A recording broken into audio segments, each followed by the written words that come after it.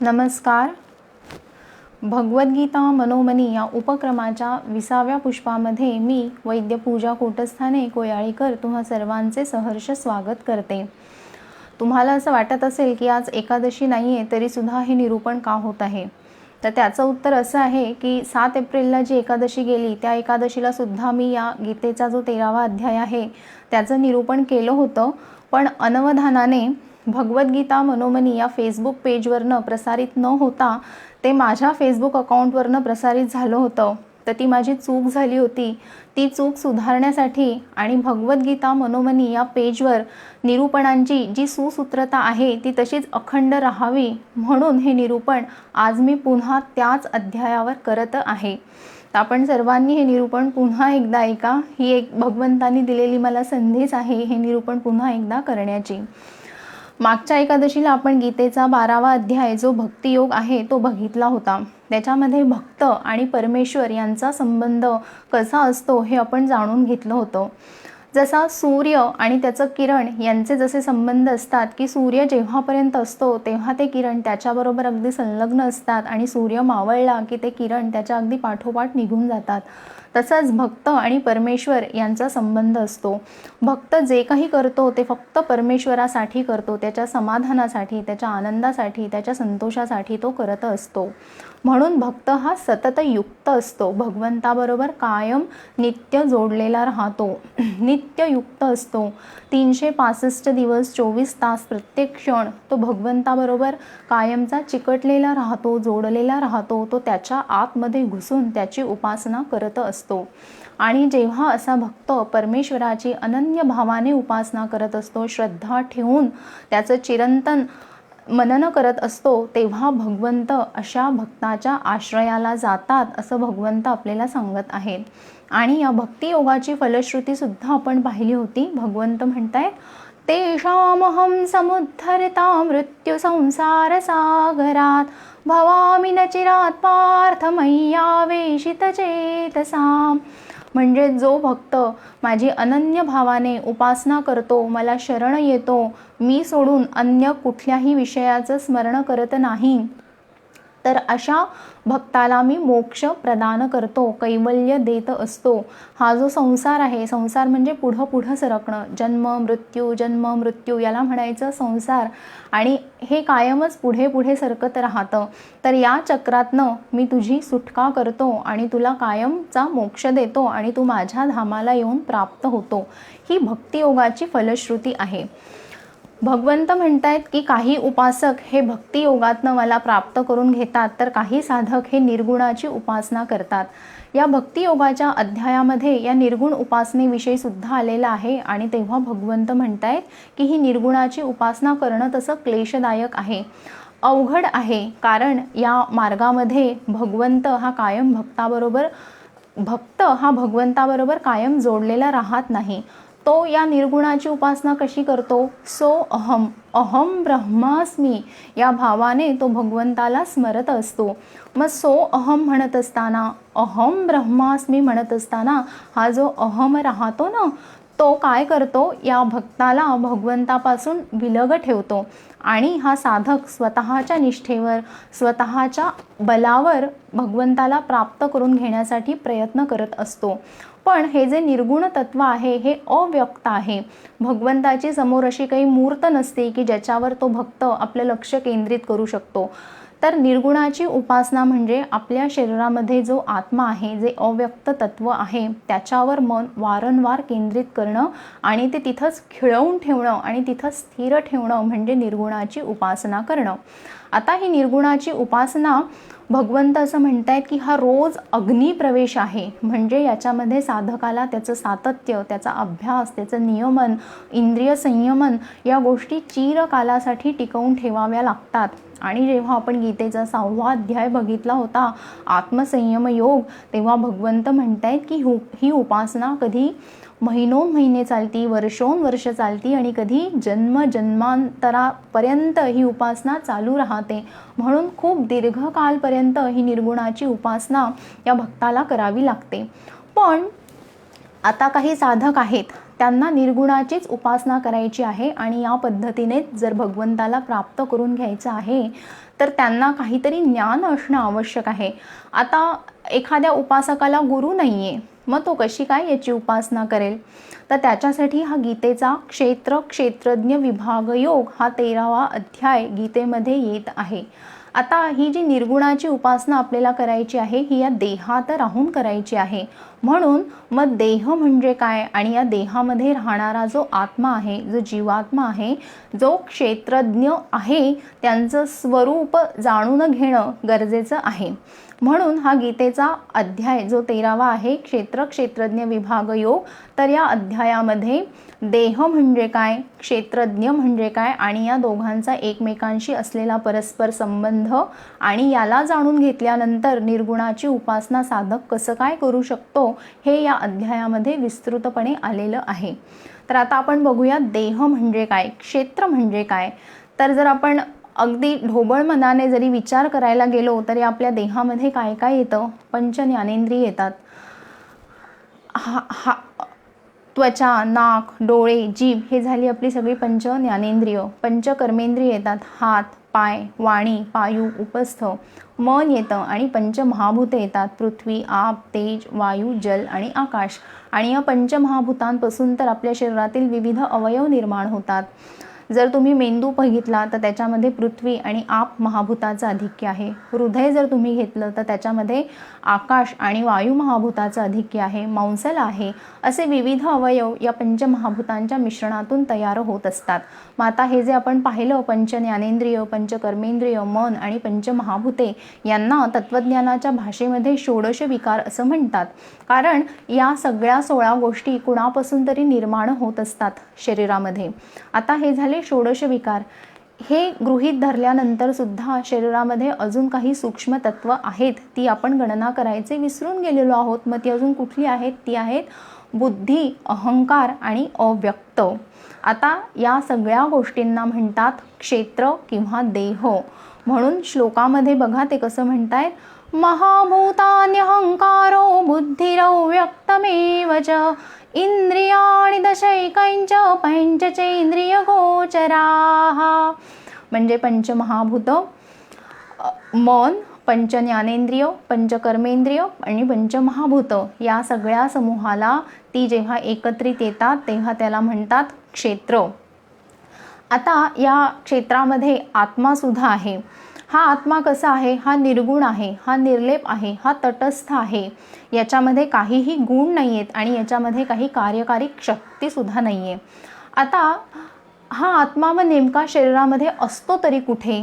तर बघा तत्वज्ञानामध्ये असं म्हणतात की आपला हा जो देह आहे त्याच्यामध्ये 5 कोश आहे. पहिला कोश जो आहे तो आहे जड देहाचा कोश. अन्नमय कोश असं त्याला संबोधलं जातं. आपण जे अन्न ग्रहण करतो ते या स्थूल देहासाठी, जड देहासाठी किंवा या अन्नमय कोशासाठी आपण ते अन्न ग्रहण करत असतो. हा स्थूल देह झाला.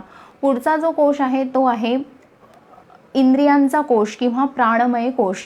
आपल्या शरीराची जी काही कार्यकारी शक्ती आहे, आपलं शरीर जे काही काम करतं, आपल्या डोळ्यांची उघडझाप होत राहते, आपली इंद्रिय काम करतात, आपले अवयव काम करत असतात, तर शरीरामधली ही जी काही प्राणशक्ती आहे तो झाला प्राणमय कोश.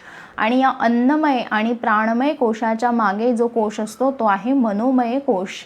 या मनोमय कोशामध्ये अनेक विचार उत्पन्न होत असतात, आपल्या मनामध्ये इच्छा निर्माण होत असतात आणि प्रत्येक मनुष्यामध्ये या इच्छा, या संकल्प वेगवेगळ्या पद्धतीने निर्माण होत असतात.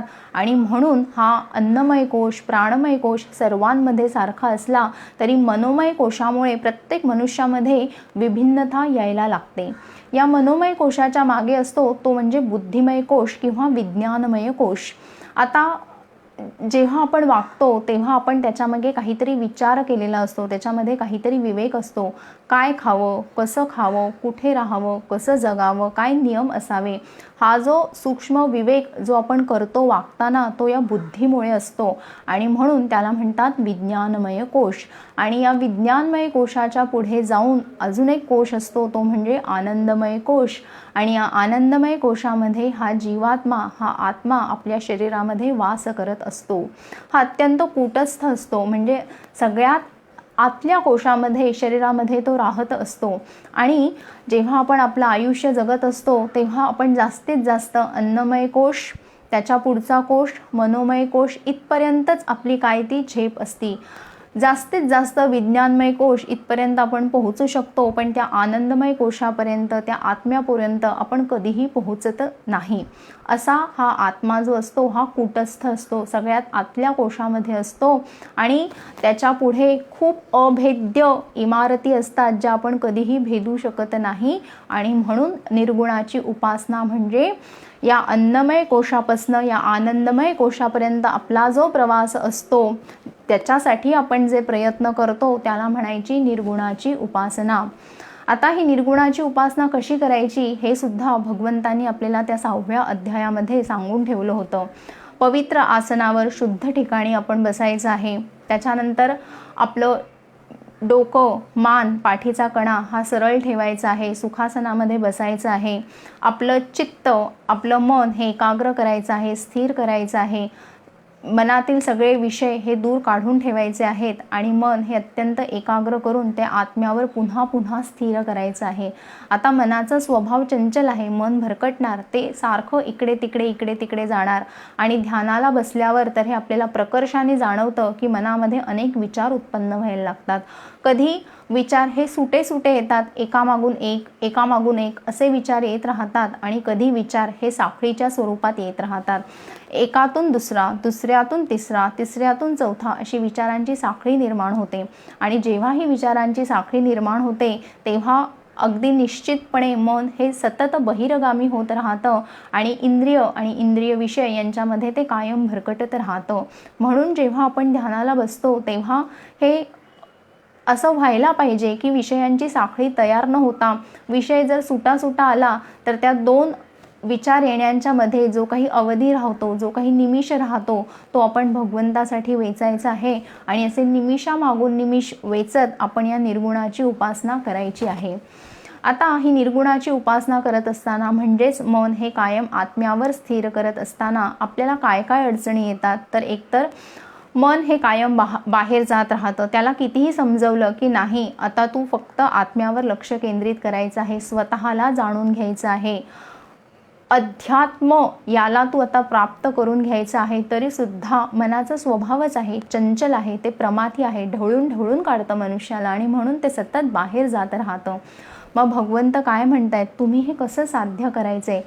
अभ्यासेन तू कौंतेय वैराग्येण च गृह्यते. या गोष्टीचा तू सतत अभ्यास करायचा आहे, मनामध्ये विरक्ती ठेवायची आहे, मन हे विषयांपासून सुटं करायचं आहे आणि या दोन गोष्टींच्या बळावर तुला जरी ते वाटत असलं की हे अशक्य आहे तरी ते अशक्य नाही, ते अवघड आहे. पण कुठलीही अवघड गोष्ट ही अभ्यासाने अगदी सहज साध्य होते.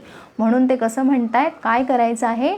संकल्प प्रभवान कामांस त्यक्त्वा सर्वान् शोषतः मनसैवेन्द्रियग्रामौ विनियम्य समन्ततः.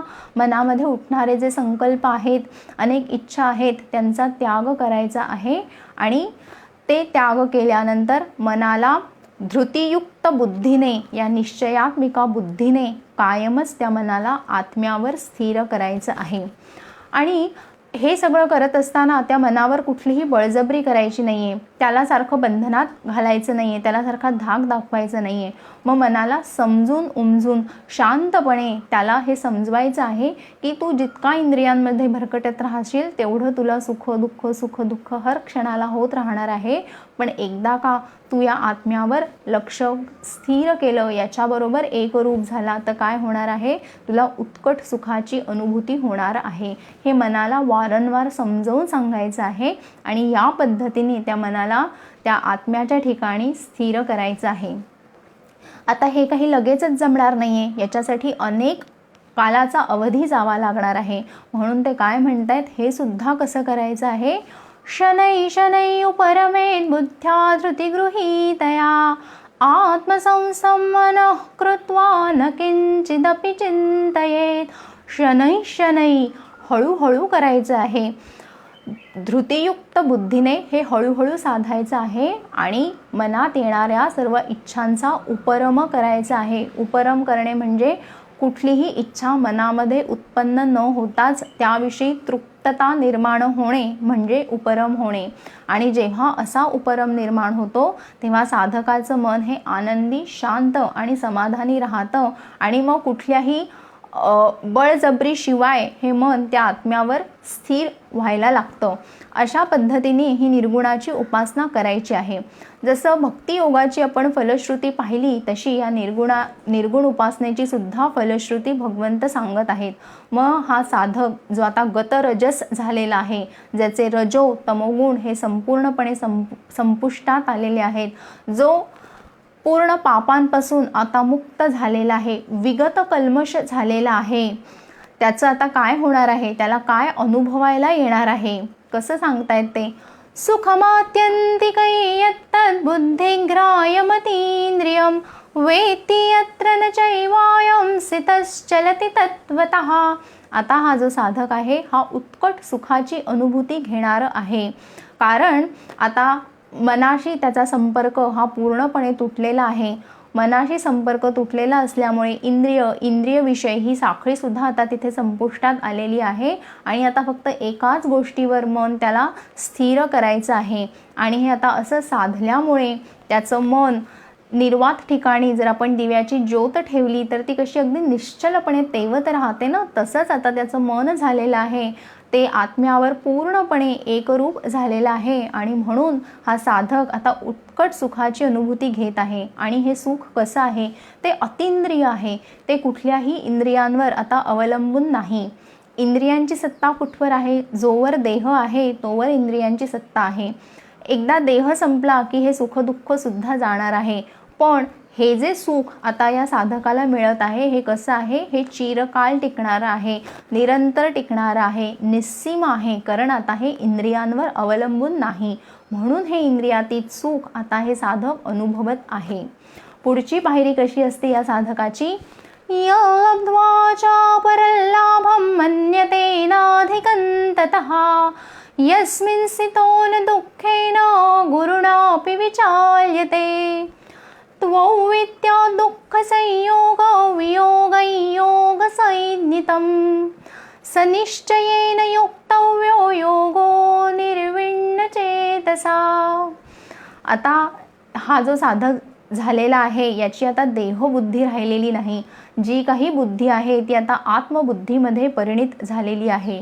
मग आता एकदा आत्म्याबरोबर एकरूप झाल्यावर इंद्रियांचं सुख त्याला सुख वाटत नाही आणि इंद्रियांकडून मिळणारे दुःखसुद्धा त्याला दुःख देऊ शकत नाहीत. म्हणून या संसारामध्ये ज्या काही त्याला अडचणी येतात, जी काही दुःख त्याला येतात, त्या दुःखांविषयी तो पूर्णपणे स्थितप्रज्ञ राहायला लागतो. ही दुःख त्याला विचलित करू शकत नाही. मोठे वारे जरी आले ना तरी हिमालयाचं शिखर हे कसं अचल राहतं, ते कधीही डगमगत नाही. तशीच या साधकाची मनोअवस्था झालेली असते. कितीही दुःख येऊ देत, संकट येऊ देत, शरीराला कितीही मोठा व्याधी जडू देत, पण आता जर देहबुद्धी शिल्लक राहिलेली नाही तर इंद्रियांकडून मिळणारी सुखदुःख त्याला कसा काय त्रास देऊ शकतील, ते त्याला यत्किंचितही डगमगू देत नाहीत. असं धैर्य त्या साधकाच्या ठिकाणी येतं. म्हणून ते असं म्हणतायत की आता हे सुख मिळाल्यानंतर ते साधक अजून कुठल्या सुखाची अपेक्षा करणार? म्हणून यल्लब्ध्वा परलाभं मन्यते नाधिकन्ततः, याच्यापेक्षा अधिक, याच्यापेक्षा जास्त आता त्या साधकाला कसलीही अपेक्षा राहिलेली नाही. माता या साधकाचं काय झालेलं आहे? दुःखाचा जो संयोग असतो, शरीराला जडणारा जो इंद्रियांमुळे निर्माण होतो, त्याचा आता कायमचा वियोग व्हायला लागलेला आहे. आणि म्हणून आता त्याच्या या योगाला सुरुवात झालेली आहे.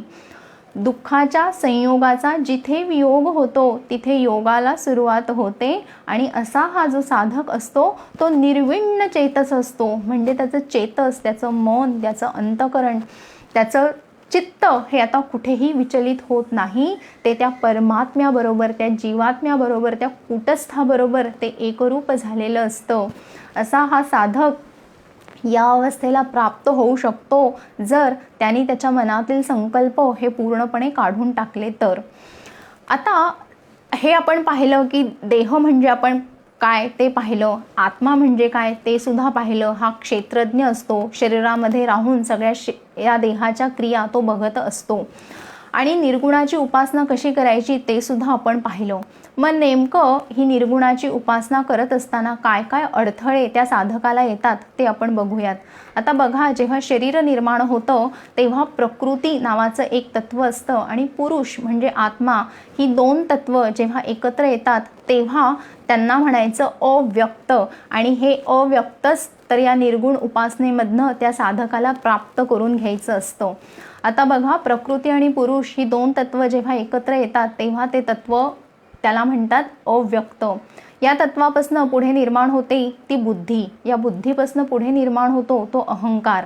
आता हा अहंकार सुद्धा 3 प्रकारचा असतो, सात्विक, राजस आणि तामस. आता सात्विक आणि तामस हे अहंकार स्वतः काहीही करू शकत नाही, कारण त्यांच्यामध्ये कुठलीही ताकद नसते. त्यांना जर काही कर्म करायचं असेल, त्यांना जर काही क्रिया घडवायची असेल तर त्यांना या राजस अहंकाराची साथ कायमच घ्यावी लागते. मग आता या शरीरामध्ये बघा पुढचे कसं कसं निर्माण होणार आहे. या अहंकारापासून सगळे अवयव पुढे निर्माण होत आहेत ते आपण बघूयात. आता सात्विक आणि राजस अहंकार हे 2 अहंकार जेव्हा एकत्र येतात तेव्हा शरीरामध्ये पंचज्ञानेंद्रिय, पंचकर्मेंद्रिय आणि मन या गोष्टी निर्माण होतात. आणि जेव्हा राजस आणि तामस अहंकार एकत्रित येतात तेव्हा आपण पाहिलं होतं ना, शरीरामध्ये पंचमहाभूते असतात. तर या पंचमहाभूतांची सूक्ष्म रूप, त्याला आपण असं म्हणू शकतो की ती सूक्ष्म भूत आहेत, किंवा वेगळ्या शब्दामध्ये सहज सोपं समजायला म्हणजे अणू, त्यांचे छोटे छोटे ॲटम्स, किंवा अजून एक छान शब्द तत्त्वज्ञानामध्ये आलेला आहे आणि या अणूंना अजून म्हणू शकतो आपण तन्मात्रा. तर या तामस आणि राजस अहंकारापासून पंचतन्मात्रा निर्माण होतात आणि या पंचतन्मात्रांपासून पंचमहाभूते निर्माण होतात. म्हणजे बघा, आता प्रकृती पुरुष ते अव्यक्त तत्व, आणि या अव्यक्तापासून बुद्धी, अहंकार, अहंकाराच्या प्रकारांपासून ज्ञानेंद्रिय, कर्मेंद्रिय, पंचमहाभूते हे असं सगळं निर्माण होतं. आता आपण हा प्रवास कसा पाहिला? सूक्ष्मापासून स्थूलाकडे पाहिला. सूक्ष्मापासून स्थूलाकडे जेव्हा आपण प्रवास पाहिला तेव्हा आपण बघितलं की या एका गोष्टीमधून दुसरी गोष्ट, दुसऱ्यामधनं तिसरी गोष्ट उत्पन्न होत आहेत. मग जेव्हा आपल्याला त्या निर्गुणाची उपासना करायची आहे तेव्हा हा प्रवास असा उलटा व्हायला पाहिजे. म्हणजे कसा? पंचमहाभूत, पंचतन्मात्रा, त्याच्यानंतर अहंकार, मन, आणि सगळ्यात शेवटी मग आपण जिथे जाऊन पोहोचू ते म्हणजे आहे अव्यक्त तत्व. मग आता या अव्यक्तापर्यंत पोहोचायला आपल्याला अनेक अडथळे पार करावे लागतात. ते कुणाकुणाचे आहेत? या देहाचे आहेत, या देहामध्ये राहणाऱ्या मनाचे आहेत, बुद्धीचे आहेत. हे सगळे अडथळे आपल्याला पार करत करत करत जिथे आपली सुरुवात झालेली आहे तिथपर्यंत आपल्याला पोहोचायचं असतं, आणि तिथेच ही निर्गुणाची उपासना सुरू होते. आता हा जो आत्मा आहे त्याचे बघा, त्याचे सुद्धा 3 प्रकार सांगितलेले आहेत. एक परमात्मा. परमात्मा म्हणजे जो या विश्वाला व्यापून आहे, तो सर्वज्ञ आहे आणि तो एक आहे. त्याचे असे काही छोटे छोटे तुकडे होऊ शकत नाही, कारण तो विश्वव्यापक आहे. हा झाला परमात्मा. भगवान ते 10व्या अध्यायामध्ये म्हणतायत ना की मी माझ्या एका अंशाने हे सर्व विश्व व्याप्त करून ठेवलेलं आहे आणि तरीसुद्धा मी खूप मोठा अजून शिल्लक राहिलेलो आहे. तर हे जे तत्व आहे ते म्हणजे परमात्मा. आता प्रत्येक मनुष्यामध्ये त्याचा जो आत्मा असतो तो कसा असतो? वेगळा वेगळा असतो. प्रत्येकाच्या शरीरामधले आत्मा हे वेगवेगळे असतात, म्हणून ते कसे आहेत? भिन्न भिन्न आहेत. मग असे प्रत्येक मनुष्याच्या देहामधले जे क्षेत्रज्ञ आहेत, जे आत्मतत्व आहेत, त्याला म्हणायचं जीवात्मा, कारण ते प्रत्येक मनुष्यामध्ये वेगवेगळे आहेत. ही झाली 2 तत्व. आता या निर्गुणाची उपासना म्हणजेच आता वेगळ्या शब्दामध्ये काय करायचं आहे? आपला जो जीवात्मा आहे तो परमात्म्याबरोबर एकरूप करायचा आहे. म्हणजे हा या देहाचा जेव्हा आपल्याला विसर पडेल, देहबुद्धी जेव्हा संपुष्टात येईल, तेव्हाच आपला हा जीवात्मा त्या परमात्म्याबरोबर एकरूप होऊ शकतो. आता मग नेमकी अडचण येते कुठे? आपण का आपली देहबुद्धी सोडू शकत नाही? आपली आत्मबुद्धी का, जरी आपल्याला ती काही एक क्षण, एक निमिषभर आपण ती तशी तयार करू शकलो ना, तरीसुद्धा भगवंत म्हणतायत ती उत्कट सुखाची जी अनुभूती आहे ना ती तुला सुद्धा प्राप्त होईल. कारण ज्ञानेश्वर महाराज असं म्हणतायत की या त्रिभुवनामध्ये अशी एकही गोष्ट नाही जी अभ्यासाने साध्य होऊ शकत नाही, आणि अभ्यासाने जे जे साध्य होऊ शकतं त्याच्यामध्ये भगवंत प्राप्तीसुद्धा येते, असं ज्ञानेश्वर महाराज म्हणत आहेत. मग जर आपली देहबुद्धी एक क्षणही सुटू शकत नाही याचा अर्थ चूक आपली आहे. आपण तसा अभ्यास करत नाही म्हणून आपल्याला असं वाटतं की भगवंत प्राप्ती ही अशक्य आहे. पण ज्ञानेश्वर महाराज तर अगदी स्पष्ट सांगतायत की तुम्ही अभ्यास करा आणि त्या अभ्यासानेच भगवंत प्राप्तीसुद्धा अगदी सहज सुलभ आहे. दुर्लभ गोष्टीसुद्धा अगदी सुलभ होतात अभ्यासाने. म्हणून मग आता आपण बघूयात की नेमकी अडचण काय येते. आता आपण बघितलं जेव्हा देह उत्पन्न झाला तेव्हा दोन तत्व एकत्रित आली, प्रकृती आणि पुरुष. तर ही जी प्रकृती असते ना, तर ती कशी असते, ती त्रिगुणात्मक असते. ती त्रिगुणात्मक असते, तिच्यामध्ये खूप ताकद असते, कारण तिला या देहाचा पसारा पुढे रेटायचा असतो. तिला अनेक कर्म करायची असतात. म्हणून या प्रकृतीमध्ये 3 गुण असतात. ते कुठले असतात, सत्व, रज आणि तम. या 3 गुणांनी युक्त होऊन तिच्यामध्ये खूप ताकद येते. म्हणून ती कशी असती, बीज रूपिणी असती, प्रसव रूपिणी असती. अनेक तत्वांना ती पुढे जन्म देती आणि बीज रूपिणी असल्यामुळे, प्रसव धर्मिणी असल्यामुळे, अंगात गुण असल्यामुळे, ताकद असल्यामुळे ती कायम कर्म करत राहते. आपल्या शरीराकडून जी काही कर्म घडतात ती या गुणांमुळेच घडतात ना. कधी आपण चांगली कर्म करतो ती शरीरातील सात्विक गुणामुळे होतात. कधी आपण वाईट कर्म करतो तर ती आपल्या शरीरामध्ये हे जे रजोगुण तमोगुण असतात त्याच्यामुळे ही कर्म घडतात. म्हणजे आपल्या प्रकृतीमध्ये जसे गुण असतील, सात्विक, राजस, तामस, या गुणांप्रमाणे आपलं शरीर कर्म करत राहतं. कर्म करण्याचा अधिकार हा फक्त प्रकृतीकडे आहे. कारण पुरुष आपल्या शरीरामध्ये राहतो, आत्मा आपल्या शरीरामध्ये असतो, पण या आत्म्याकडे गुणही नसतात, त्याच्यामध्ये ती ताकदही नसते कर्म करण्याची. मग ज्याच्याकडे गुण नाही, ज्याच्याकडे ताकद नाही, तो कर्म कशी काय करणार. आपण पाहिलं की या प्रकृतीपासून ती ज्ञानेंद्रिय उत्पन्न झाली, कर्मेंद्रिय उत्पन्न झालेली. म्हणजे काय, या सगळ्या तत्वांची जन्मदात्री त्यांची आई कोण आहे, प्रकृती आहे. पुरुष असतो पण पुरुष काहीही करत नाही, तो निष्क्रिय असतो. ही प्रकृती सगळं करते आणि पुरुष आनंद घेत राहतो देहामध्ये राहून. म्हणजेच काय म्हणायचे मला, कर्तृत्व हे सगळं प्रकृतीचं असतं आणि भोक्तृत्व हे आत्म्याचं असतं. आत्मा फक्त बघत राहतो की प्रकृती शरीराकडून काय काय करून घेत आहेत. शरीर जर चांगली कर्म करत असेल तर हा आत्मा म्हणायला जात नाही, अरे वा वा तू छान कर्म करत आहेस, असंही तो काही म्हणत नाही. आणि प्रकृतीच्या अधीन राहून जर आपला देह काही वाईट कर्म करत असेल तरीही आत्मा त्याला काही सांगायला जात नाही की तू वाईट कर्म करत आहेस. कारण त्याच्याकडे ती सत्ताच नाही आहेत ना, गुण नाही आहे, काही नाही आहे. तो तटस्थ, निर्लेप. फक्त तो असल्याशिवाय मात्र प्रकृती एकटी काहीही करू शकत नाही. म्हणून त्याचं अस्तित्व हे शरीरामध्ये लागतंच लागतं. पण तरीसुद्धा शरीराकडून घडून येणारी सर्व कर्मे ही प्रकृतीच्या अधीन राहतात. प्रकृतीच्या अधीन म्हणजे प्रकृतीमध्ये जे काही गुण आहेत, सात्विक, राजस, तामस, या गुणांच्या अधीन राहून आपण आपली कर्म करत राहतो. आता बघा, मला गीतेची निरूपणं करावीशी वाटत आहेत. आता या क्षणाला सध्या माझ्या प्रकृतीमधला सत्वगुण हा उत्कर्ष पावलेला आहे आणि माझ्या वाणीकडून हे चांगलं कर्म घडून येत आहे. म्हणजे आत्ता या क्षणाला बघा कसं मला म्हणता येईल की माझी बुद्धी ही सात्विक आहे, माझी वाणी सात्विक झालेली आहे आणि माझ्या देहाकडून सध्या जे हे निरूपणाचं कर्म घडत आहे ते सात्विक कर्म घडत आहे.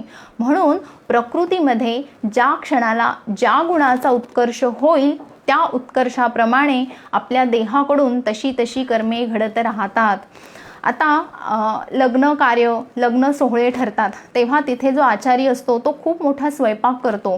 पण हे अन्न शिजवल्यानंतर त्याचं ग्रहण करणारे कोण असतात, त्या लग्न समारंभामध्ये जे काही लोक येतात ते या अन्नाचं ग्रहण करतात. म्हणजे आता कर्तृत्व कुणाचं आहे, त्या आचार्याचं आहे. आणि भोक्तृत्व, भोग घेणारे कोण आहेत, लग्न समारंभामध्ये जी मंडळी येणार आहेत ते या अन्नाचं ग्रहण करणार आहेत. म्हणजेच काय, कर्म करणारी असती प्रकृती, पण बंधन लागणारा, ज्याच्या भोवती कुंपण निर्माण होतं कर्माचं, तो असतो आत्मा. वडील आणि तरुण मुलगा, वडिलांकडे दुचाकी असती, चारचाकी असते. मुलाला वाटतं ती माझीच आहे, असती ती वडिलांची, पण मुलाला वाटतं माझीच आहे. आणि म्हणून अगदी हक्काने ती दुचाकी किंवा चारचाकी घेऊन मुलगा फिरायला जातो. आई आणि तिची तरुण मुलगी त्या मुलीला असं वाटतं की आईचा हा जो वस्त्रसंभार आहे, तिचे जे काही अलंकार आहेत, दागिने आहेत, हे माझेच आहेत. म्हणून मुलगीसुद्धा ते अगदी आनंदाने परिधान करते आणि आनंदित होते.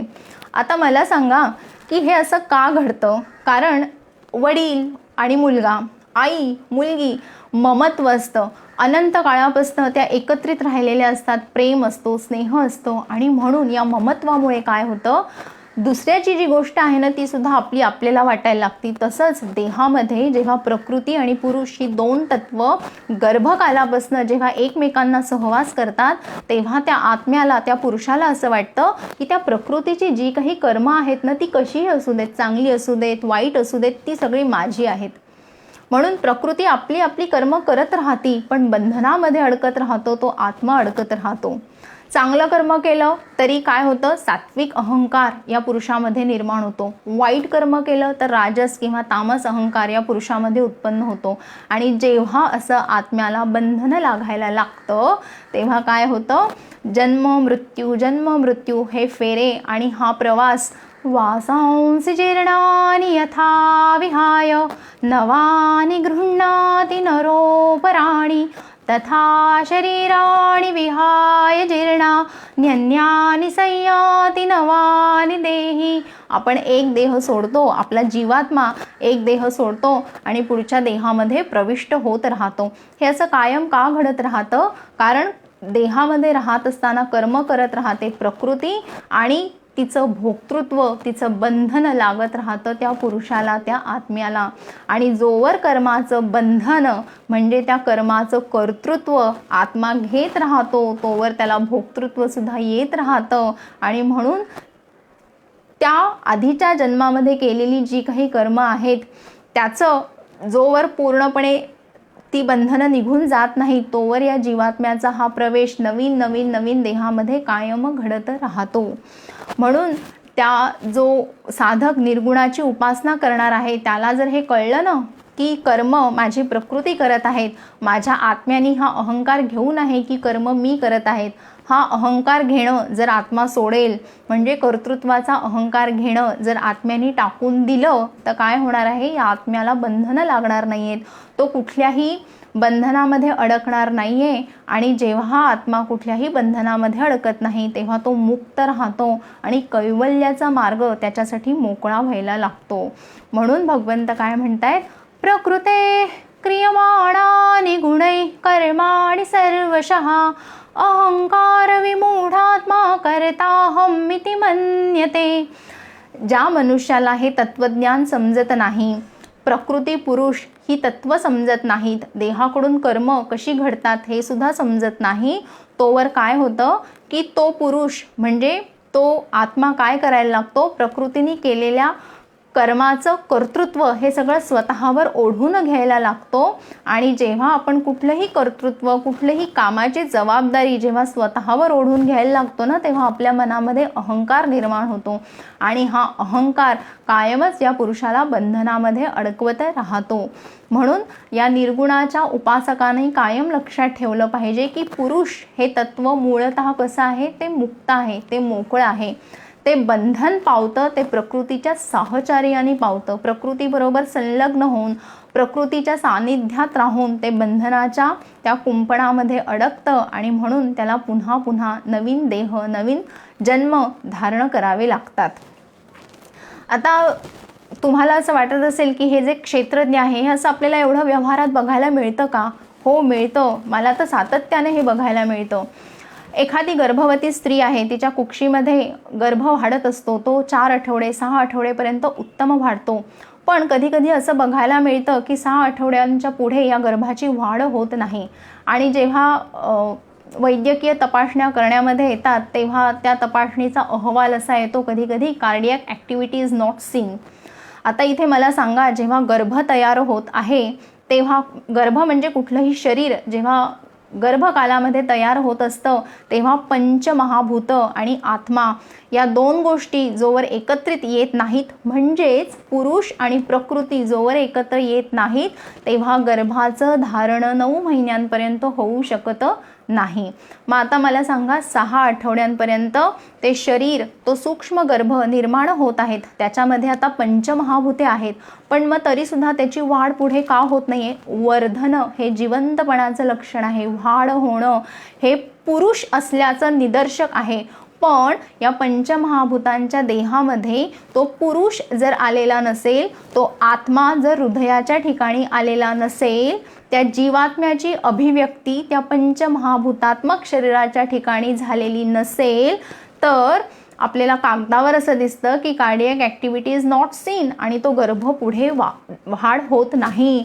म्हणून भगवंत म्हणताय की मी जन्म देणारा आहे, मी धारण पोषण करणारा आहे, आणि मृत्यू देणारा सुद्धा मी आहे. अहमात्मा गुडाकेश सर्वभूताशय स्थितः. मी सर्व प्राणीमात्रांना जन्माला घालतो, त्यांचं धारण पोषण करतो, आणि प्रलयकाली त्यांना मृत्यूसुद्धा मीच देतो, असं भगवंत सांगत आहेत. सांगायचा उद्देश असा की हा पुरुष शरीरामध्ये असल्याशिवाय शरीराला चेतना येत नाही. पण या पुरुषापर्यंत पोहोचण्यासाठी या देहाचीच आपल्याला मदत घ्यावी लागती. निर्गुणाची उपासना जरी करायची असेल तरी ती सदेह करावी लागती. या पंचमहाभूतात्मक देहामध्ये राहूनच ती उपासना करायची असती. आणि ही उपासना जेव्हा आपल्याला करायची असती तेव्हा सूक्ष्म विवेक आपण जरूर बाळगला पाहिजे की कर्म जी होत आहेत ती प्रकृतीकडून घडून येत आहेत.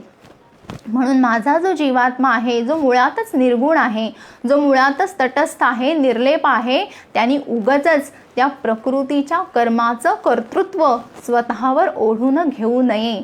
असं जर सूक्ष्म विवेक त्या उपासकांनी बाळगला तर त्याचा आत्मा हा कायम मुक्त राहतो. आणि क्षेत्र क्षेत्रज्ञ या 2 गोष्टींचा विभाग त्याला व्यवस्थित कळतो, आणि त्याची साधना ही फलदायी व्हायला लागते. इथे हा गीतेचा क्षेत्र क्षेत्रज्ञ विभाग योग अध्याय संपला असं मी सांगते. पुढचं निरूपण हे 23 एप्रिलला आहे, त्या दिवशी शुक्रवार आहे. पुढच्या निरूपणामध्ये आपण गीतेचा 14वा अध्याय जो गुणत्रय विभाग योग आहे त्याला आपण सुरुवात करणार आहोत. तोवर धन्यवाद.